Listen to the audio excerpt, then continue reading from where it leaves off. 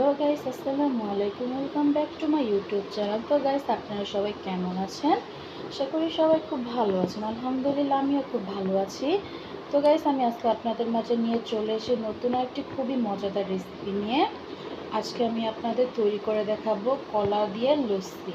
তো গাইস, কলা লস্যি তৈরি করার জন্য আমি আমাদের গাছে কলা নিয়ে নিয়েছি, একদম ফরমালিন মুক্ত। নিয়েছি কাজু বাদাম, কাঠবাদাম, নিয়েছি টক দই, আর নিয়েছি চিনি, আর নিয়েছি কনডেন্স মিল্ক।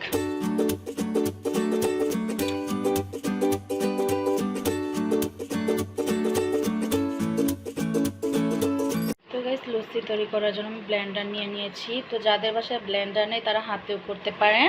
তো এখন আমি কলাগুলো দিয়ে দিব। তো গাইস, আমি 1 কাপ পরিমাণের মতো টক দই দিয়ে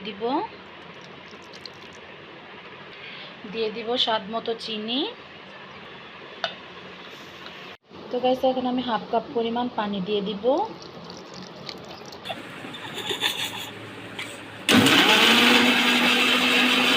আমি আপনাদের বরফ কুচি দিয়ে ঢেলে পরিবেশন করে দেখাবো কতটা মজাদার এবং সুস্বাদু হয়েছে।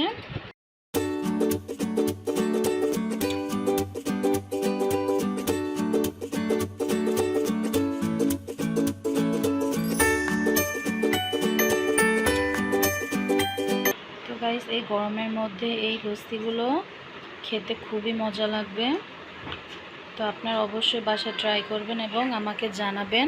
আজকের মতো আমি এখানেই বিদায় নিলাম। আপনারা সবাই ভালো থাকবেন, সুস্থ থাকবেন। আসসালামু আলাইকুম।